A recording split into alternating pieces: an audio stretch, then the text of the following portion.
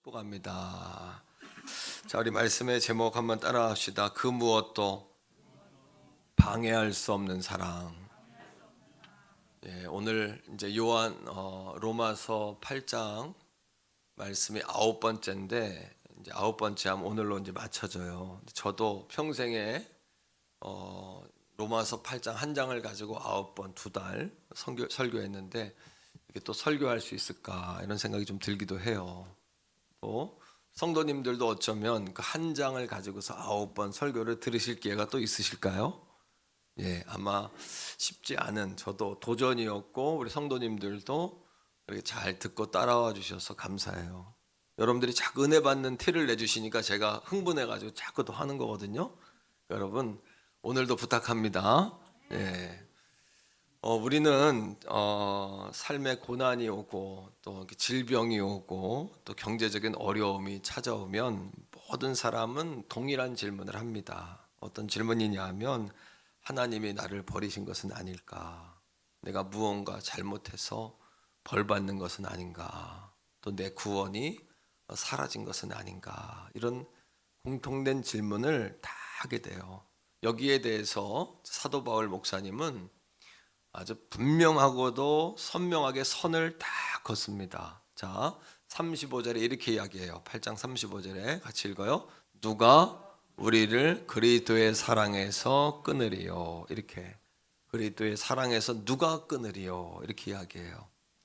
또 39절은 이렇게 우리에게 이야기해 줍니다. 39절은 처음부터 읽어요. 높음이나 깊음이나 다른 어떤 피조물이라도 우리를 우리 주 그리스도 예수 안에 있는 하나님의 사랑에서 끊을 수 없으리라. 누가 끊으리요 했는데 39절은 끊을 수 없다라고 아주 분명하게 이야기해요. 어떤 피조물도 끊을 수 없다. 왜냐하면 하나님은 창조주의 사랑으로 우리와 함께 하세요. 근데 어떻게 피조물들이 그 창조주를 거역할 수 있겠어요? 창조주의 힘을 어떻게 거부할 수 있겠어요? 이것이 하나님의 사랑 아닙니까? 자, 오늘 본문은 세 가지로 누구도 방해할 수 없는 이 하나님의 사랑을 세 가지로 증명합니다. 보증합니다. 첫째는 무엇이냐 하면 예수님께서 우리를 위해 지금도 기도하고 계신다는 거예요. 이것이 보증해져요.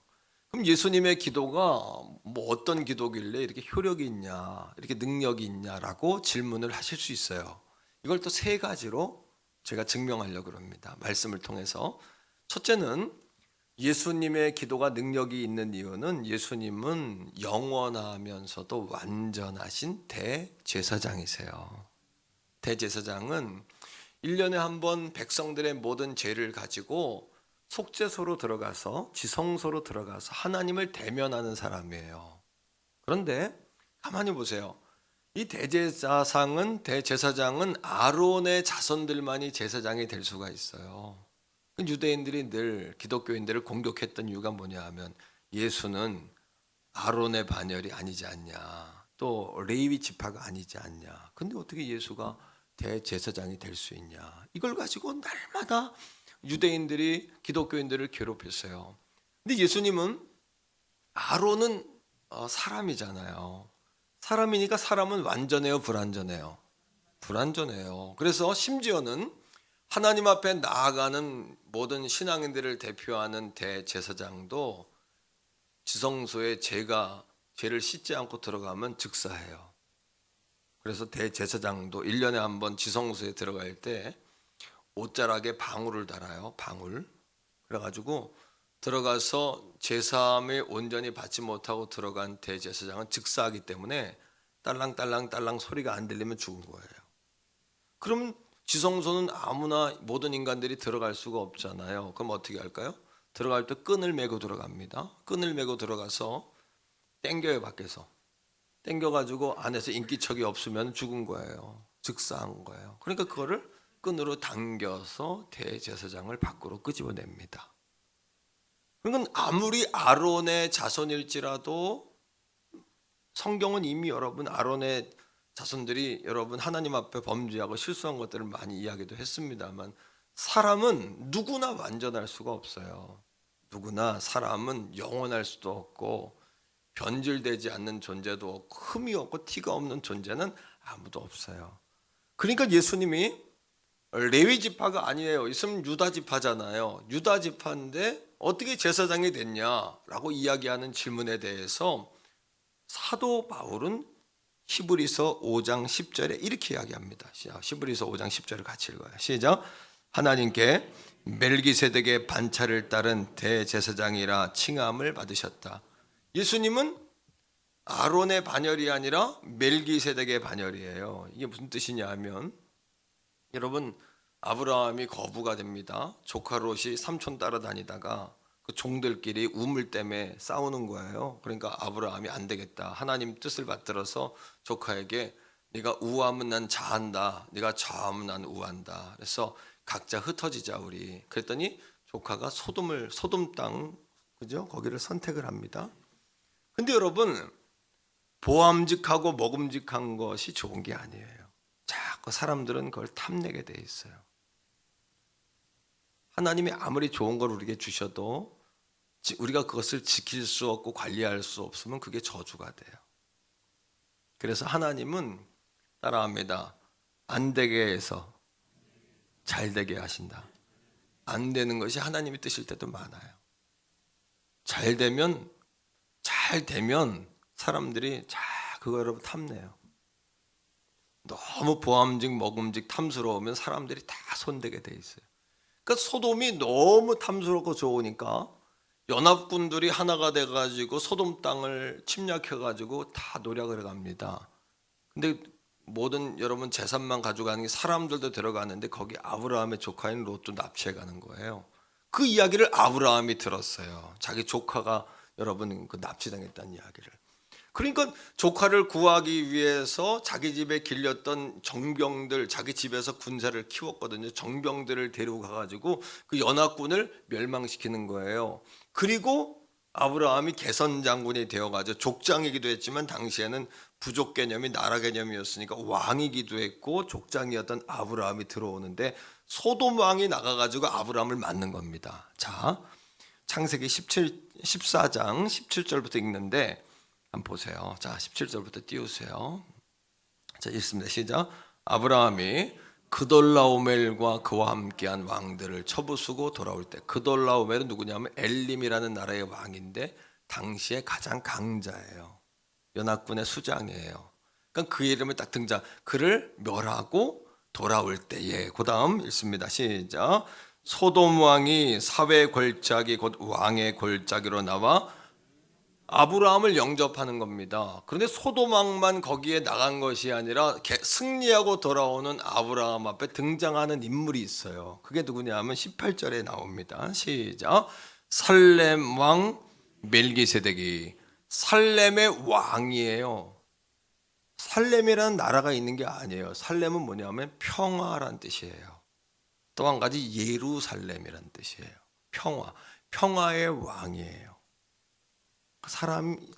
비범한 존재요. 사람이 아닌 거예요. 평화의 왕. 그죠? 그 다음에 시작. 멜기세덱이 뭐를 가져와요? 떡과 포도주를 가지고 와요. 이게 비상한 겁니다. 떡과 포도주를 가지고 왔다. 이게 힌트입니다. 멜기세덱이 누구냐라는 힌트예요. 떡. 예수님이 십자가에 달리시기 전날에 제자들하고 성찬을 하시면서 뭘 주세요? 떡을 주시면서 이게 뭐다? 내 몸이다. 잔을 주시면서 이게 내 뭐다? 내 피다. 이렇게 말씀하신단 말이에요. 자, 뭔가 이렇게 드러나기 성경의 비밀이 이렇게 풀리기 시작하죠. 자, 그 다음 시작. 그는 누구다? 지극히 높으신 하나님의 제사장. 아, 그렇구나. 아론이라는 사람은 사람의 제사장이라면 멜기세덱이라는 사람은 레위 지파 아론의 후손이 아니지만은 오히려 이 아론이라는 존재가 나타난 모세의 형 아닙니까? 그 아론이 제사장이 되기 전에 멜기세덱은 몇 년 전에 있었던 사람이냐면 아브라함이 전쟁에 이겨가지고 여러분 그 모든 그 노획물을 가지고 들어가잖아요. 이게 몇 년 차이냐면 650년 차이예요. 이미 650년 전에 사람의 제사장이 아닌 하나님의 제사장을 하나님이 이미 세워놓으신 거예요. 자, 말씀이 깨달아지십니까? 이게 깨달아져야 돼요. 잘 집중해 잘 따라오셔야 돼요.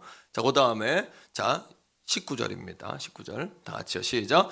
그가 아브라함을 뭐해요? 축복하여 이르되. 아브라함을 축복할 사람은 없어요. 당시에 가장 큰 왕이었고 연합군을 부수고 승전에 돌아오는 그 왕을 축복했어요. 멜기세덱이라는 제사장이요. 그 다음에 뭐라고 축복해요? 시작. 천지의 주제이시요 지극히 높으신 하나님이요 누구에게? 아브라함에게 복을 주옵소서. 그러니까 태초부터 성부, 성자, 성령 하나님은 함께 존재하셨는데 예수 그리스도가 하나님의 제사장이 되어서 아브라함을 축복한 거예요. 자, 20절입니다. 다 같이요. 시작. 너희 대적을 내 손에 붙이신 지극히 높으신 하나님을 뭐하라? 찬송할지로다. 이렇게 멜기세덱이 아브라함에게 축복한 후에 찬송할지로다 하니까 아브라함이 뭐라냐 하면 그 다음에 있습니다. 시작. 아브라함이 그 얻은 것에서, 그죠? 연합군을 무찌르고 얻은 게 있잖아요. 얻은 것에서 뭐를? 10분의 1을 누구에게? 할렐루야. 이게 11조의 시작이에요. 이게 뭐냐 하면 10개 중에 하나는 하나님 거고 나머지는 다 내 겁니다 라는 개념이 아니라 다 주님으로 인해, 하나님으로 인해서 내가 이것을 얻게 되었습니다 라는 고백이에요. 11조는 바로 이 고백입니다.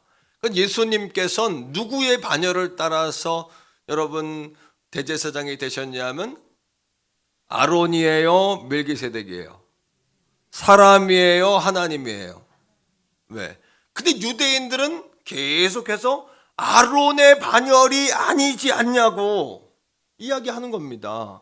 근데 사도 바울은 하도 답답하니까 650년 전에 이미 있었던 멜기세덱의 반열을 따라 예수님께서 이 땅에 완전한 영원한 흠이 없는 우리를 대신할 수 있는, 우리를 하나님께 중매하고 중개할 수 있는 제사장으로 오셨다라고 우리에게 선포하는 겁니다. 그러하기에 그분이 하나님의 보좌 우편에서 오늘도 우리를 위하여 기도하신다는 거예요. 자, 로마서 여러분 8장 읽어보세요. 8장 34절인데 예수님 뭐하고 계시나? 성경에 나오죠. 시작 부분에 있죠. 자, 성경을 펴서 읽어도 좋고 화면을 보셔도 좋습니다. 시작 부분에 있습니다. 시작. 누가 정죄하리요? 죽으실 뿐 아니라 다시 살아나신 이는 그리스도 예수시니 그는 하나님 우편에 계신 자요. 우리를 뭐예요? 우리를 위하여 뭐 하시는 자다? 오늘도 기도하신다. 하나님의 사랑은 끊을 수 없는 사랑이에요. 무엇도 방해할 수 없는 사랑이에요. 한 가지 더 말해볼까요? 예수님은 이 땅에 우리를 희생양으로 오셨어요. 이게 사순절의 의미죠. 왜 희생양으로 오셨는지 보세요. 히브리서 9장 25절 26절인데 이것도 한번 찾아보세요. 자, 같이 읽습니다. 시작. 대제사장이 해마다 다른 것의 피로써 성소에 들어가는 것 같이. 이게 무슨 얘기입니까? 해마다, 때마다, 시마다 자기의 죄를 용서받으려면 양을 잡아야 돼요. 양을 잡아가지고 날마다 때마다 피를 흘려야 돼요. 그죠?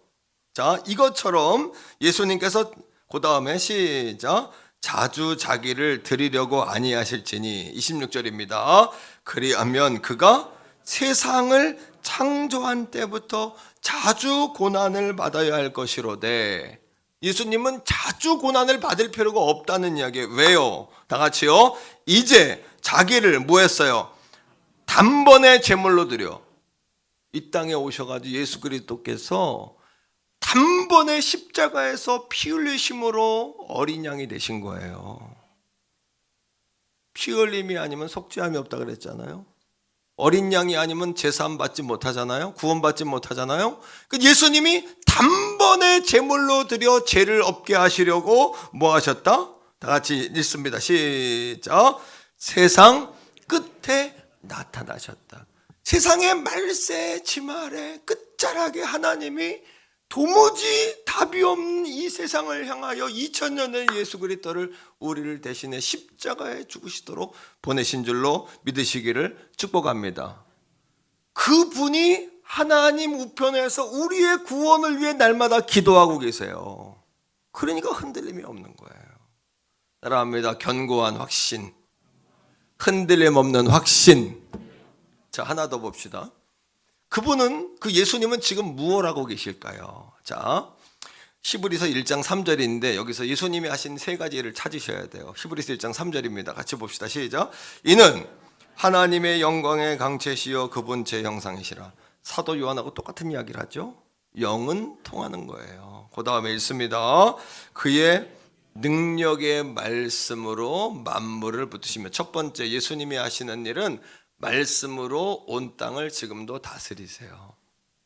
그래서 말씀으로 풍랑을 잠잠하게 했고, 말씀으로 죽은 나사로를 살리셨고, 말씀으로 여러분 귀신 들린 자를 노임받게 했고, 말씀으로 여러분 병든 자를 치료하셨고, 말씀으로 오늘도 자신이 직접 말씀이 되어, 그죠? 레토닉, 수사학, 자신이 여러분 레토닉이 되셔, 말씀이 되셔가지고 말만 한 게 아니라 말씀이 자기의 몸으로 오셔가지고 내가 너희를 사랑한다는 걸 십자가에 달려서 직접 우리에게 보여주셨다는 거예요. 할렐루야. 이게 하나님의 사랑이에요. 이게 아리스토텔레스의 수사학을 가지고 사도 요한이 정한, 예수님이 말씀이 몸이 되어 오셨다. 말씀이 몸이 되어 오셨다. 이 사실을 믿습니까? 하나님이 말로만 했던 것이 말로 끝난 것이 아니라 몸으로 오셨다. 그게 예수 그리스도입니다. 예수 그리스도. 그분은 지금도 우리를 말씀으로 다스리신다는 거예요. 두 번째, 주님이 하시는 일입니다. 시작. 죄를 정결하게 하는 일을 하시고 십자가의 죽으심으로 우리의 죄를 씻어주신 거예요. 그 다음에 하신 일입니다. 자, 시작. 높은 곳에 계신 크신 님 누구? 하나님. 어디에 계셔요? 우편에 앉았다는 이야기는 그분의 권능과 다스림과 통치와 그분의 능력을 이야기하는 거예요. 하나님 보좌 우편에 앉아서 만물을 말씀으로 다스리고 우리 죄를 쓰시신 분이 오늘도 우리를 위해 뭐 하신다? 우리를 위해 뭐 하신다? 기도하신다. 그러하니까 우리를 향한 하나님의 사랑은 그 무엇도 방해할 수 없다는 거 믿게 되기를 주의 이름으로 축복합니다. 두 번째, 따라합니다. 하나님의 사랑이 우리를 향한 사랑을 보증해 준다. 하나님 사랑은요, 우리를 정죄하지 않는 사랑이에요. 자, 로마서 8장 33절입니다. 33절 읽읍시다. 다 같이 읽어요. 시작. 누가 능히 하나님께서 뭐 하신 자를, 택하신 자를 뭐 하리요? 고발하리요? 의롭다 하신 이는 누구시다? 여러분, 하나님은요, 우리를 창세 전에 아셨어요. 창세 전에 우리를 택하셨어요. 따라합니다. 예지, 예정. 누구를 택하셨냐? 모든 사람들이 구원을 받도록 택하셨어요. 그래서 누구든지 주님의 이름을 부르면 구원을 받는 줄로 믿습니다. 누구든지 주님의 이름을 부르면 구원을 받는 줄로 믿습니다. 그런데 교회 안 나오고 주님 안 믿는 사람은 뭐라고요? 지옥 갈 백성이 어둠의 자식이 아니라 하나님이 그들도 택하고 그들도 선택받은 백성인데 하나님의 그 사랑을 아직 알지 못하는 자들이니 우리가 가서 그 사랑을 깨우쳐줘야 된다는 거예요. 아멘. 우리가 그들의 주님의 말씀만 열심히 듣지 말고 여러분들이 이제는 메시지가 되어서 세상을 향해 나가란 말이에요. 따라합니다. 메시지가 되자. 메시지가 되자. 삶으로 증명하자. 삶으로 증명해내자는 것이에요. 할렐루야. 삶으로 말입니다. 삶으로 증명해내셔야 되는 거예요. 자, 여러분, 로마서 요한복음 8장에 보면 예수님께서 간음하다가 현장에서 걸린 여인을 잡아다가 예수님 앞에 이 여자를 어떻게 하면 좋겠냐고 예수님이 시험하기 위해서 데려오는 장면을 여러분 잘 아시죠? 그죠? 그때 예수님이 사람들에게 이야기하는 겁니다. 뭐라고 이야기합니까? 뭐라고 이야기해요? 너희 중에 죄 없는 자가 먼저 돌로 쳐라 이렇게 이야기해요. 죄 없는 자가 먼저 돌로 쳐라. 다시 말하면 우리는 하나님의 자녀가 되고 구원받았지만은 중요한 건 이겁니다. 우리도 용서받은 의인이에요. 죄가 없는 의인이 아니에요. 따라합니다. 용서받은 의인. 용서받은 의인. 그리고 예수님께서 그 여인에게 뭐라고 이야기하냐면 그러면 우리가 죄를 마음대로 져도 된다? 그 얘기가 아닙니다. 무슨 이야기냐면 그 여인을 불러다가 요한복음 8장 7절에 이렇게 이야기해요. 나도 너를 정죄하지 않는다. 하나님은 우리를 오늘도 정죄하지 않으세요. 우리가 세상에서 일주일 동안 죄를 짓고 온 거 정죄하지 않으세요. 다만 우리에게 나도 너를 정죄하지 아니하노니 다시 가서 죄를 짓지 마라 하시는 뿐이에요. 믿습니까? 여러분, 여러분들의 자녀들 있잖아요. 우리 오늘 정말 가장 행복한 사람은 김성현 집사님일 것 같은데 우리 아들이 와가지고 그냥 너무 그죠? 아들 얘기할 때만 눈빛이 반짝반짝반짝 빛나신다고 그죠? 근데 그냥 고개만 끄덕이세요. 아들이 뭐를 해서 좋아요? 존재하는 자체로 좋아요. 존재하는 자체로 좋죠? 그죠? 보기만 해도 좋고 괜히 웃음 나고 그죠? 자는 모습만 봐도 좋고 밥 먹는 것만 봐도 좋고 씻으려고 일어난 것만 봐도 좋고 안 씻어도 미남이고 이게 뭐냐 하면 부모의 마음이거든요. 마찬가지 아닙니까? 그죠? 다 똑같죠. 오늘 아침에 저도 우리 아이가 7시쯤에 이렇게 일어나가지고 일부 예배부터 나와가지고 방송하거든요. 그러면 아이를 깨우면 아이가 아침에 힘들어가지고 하면서 일어나가지고 이제 씻으려고 이제 들어가. 그럼 내가 엄마한테 우리 사모님한테 그래요. 여보 너무 이쁘지 않냐? 그건 미안해요. 내가 우리 애 얘기하는 게 아니라 우리 부모 마음을 이야기하는 거예요. 너무 이쁘지 않냐? 그럼 우리 사모님이 오늘 그러더라고. 너무 웃겨요. 뭐예요? 다 똑같죠, 부모 마음이. 아이들이 뭔가를 해서 이쁜 게 아니라 애들이 뭔가를 못해도 이쁘고 잘못해도 내 자식이고 잘해도 내 자식이고 존재하는 것 자체로 부모에겐 기쁨 아닙니까? 우리가 하나님의 뜻을 따라 예수 그리스도를 믿어 하나님 자녀가 됐어요. 그건 우리가 조금 부족하다고 하나님이 그것 때문에 벌을 주실까요? 그것 때문에 사업이 안 되는 걸까요? 물론 하나님의 섭리 가운데 때로는 우리를 좀 깨닫게 해주시려고 그럴 때도 있으시지만 하나님이 우리를 버리신 걸까요? 하나님 구원이 내가 과거 10년 전에 구원받았는데 그동안 조금 하나님 멀리했어요. 하지만 내 마음속에 하나님에 대한 마음은 늘 있었단 말이에요. 그럼 구원을 안 받은 걸까요? 하나님의 사랑은 그런 사랑이 아니라는 거예요. 예수님은 말씀하시잖아요. 오늘 뭐라고? 너희 중에 죄 없는 자가 먼저 돌로 쳐라. 그 다음에 그 여인에게 가서는 내가 죄가 없다는 이야기가 아니다. 뭐라고 이야기합니까? 가서 나도 너를 정죄하지 않겠으니 가서 다시는 죄를 범하지 말라라고 말씀하시는 거예요.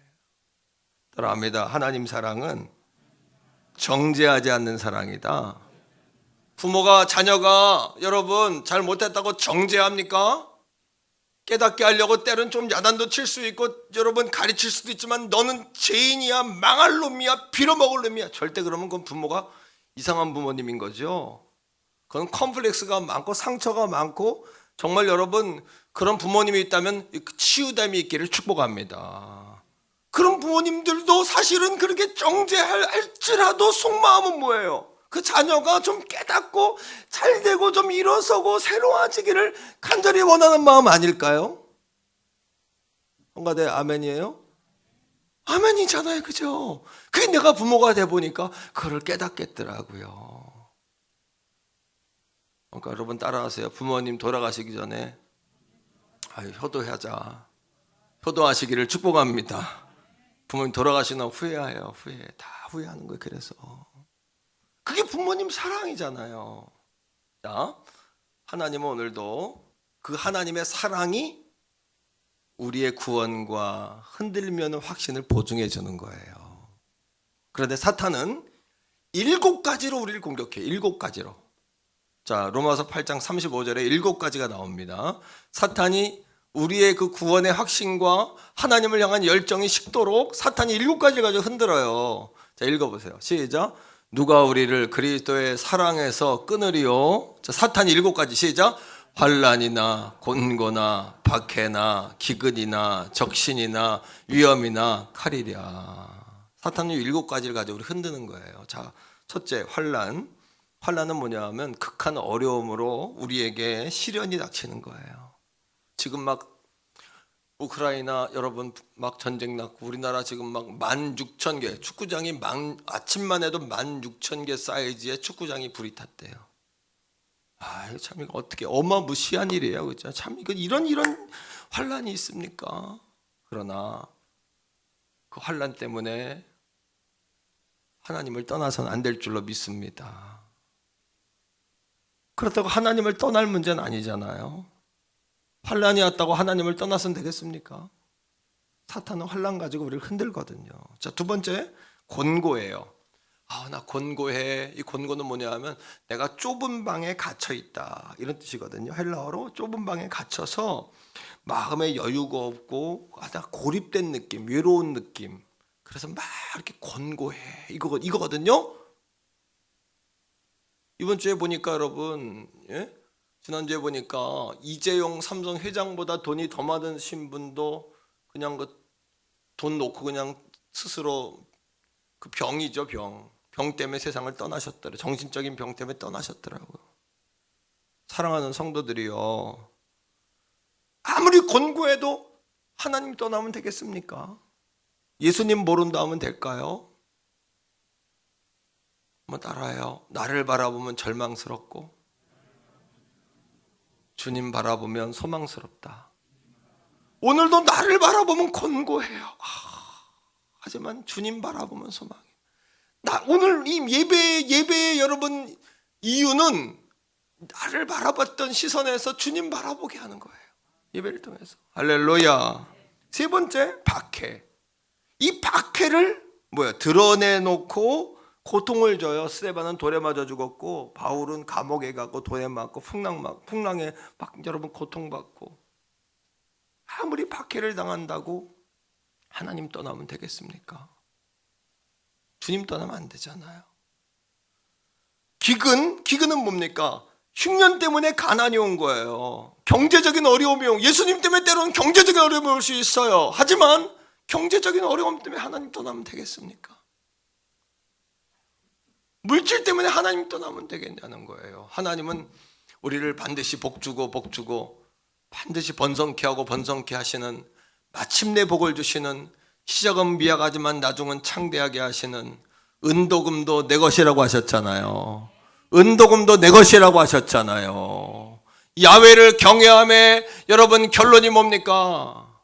야훼를 경외할 때 우리가 명예를 얻게 되고 영생을 얻게 되고 재물을 얻게 된다고 잠언은 우리에게 분명히 약속하고 있잖아요. 물질 때문에 예수 떠나면 되겠습니까, 여러분? 사탄은 물질 가지고 시험해요. 적신은 입지 못하고 헐벗는 거예요. 소아시아 교회 가운데 서머나 교회가 있는데, 서머나 지역은 로마의 황제를 숭배하는 사상이 있으니까 서머나 교회가 믿음 지키니까 그들이 황제를 안 섬긴 것 때문에 배고프고 헐벗었어요. 그런데 하나님께서 뭐라고 그러세요? 예수님께서 너희가 환난과 궁핍 가운데 있으나 실상은 부요하다. 다시 말하면 잘 먹고 좋은 거 입고 큰 집 살고 좋은 차 타도 예수님 없으면 마음에 평안 없더라. 예수 없으면 진짜 살 수 있을 것 같아요? 주님 없으면 아무것도 아니더라.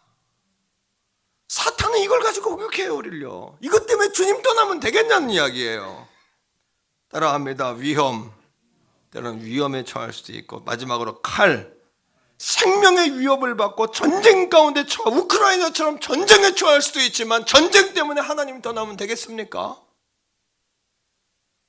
전쟁 때문에 하나님 떠나면 되겠습니까, 여러분? 전쟁이 올수록 하나님께 더 매달려야죠. 하나님께 더 기도해야죠. 더 무릎 꿇어야죠. 우리 그리스도인의 삶이 뭡니까? 사막에 샘을 터뜨리고 광야의 길을 만들어내고 하루하루 기적을 살아가며, 예수 그리스도는 여러분 뭐 하시는 분이에요? 따라합니다. 주님은 코너맨이시다. 코너맨이 뭐예요? 권투 경기에 나가가지고 막 싸우고 피 흘리고 땡 치면 그 라운드 1분 정도 들어와 쉬지요. 근데 코너맨이 나와가지고 작전 지시하고 땀 닦아주고 피 연고 발라주고 작전 지시해서 또 내보내잖아요. 오늘도 예수님은 우리의 코너맨이세요.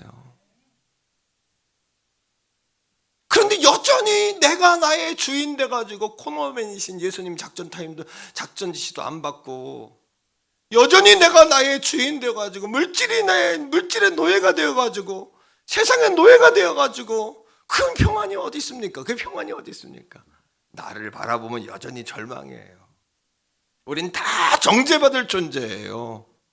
그러나 주님의 약속, 나도 너를 정죄하지 아니하노니 다시 가서 죄를 짓지 마라. 너희 가운데 죄 없는 자가 돌멩이로 쳐라.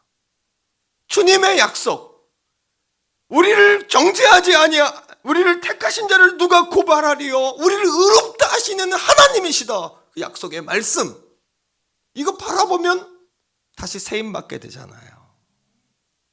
그게 우리의 위로 아닙니까? 그죠? 할렐루야.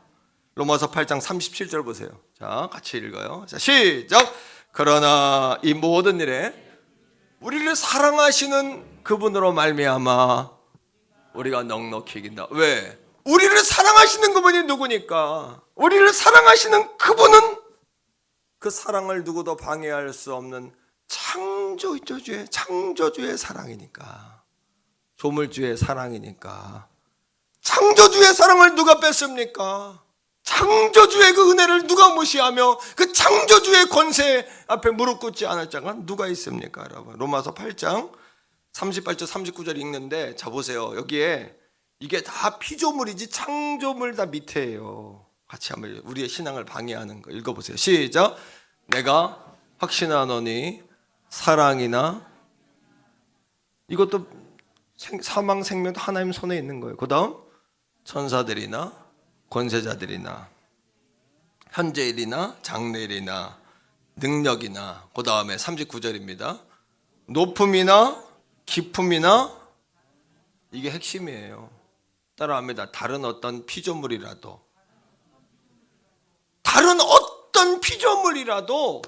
어떤 피조물도 뭐 할 수 없다?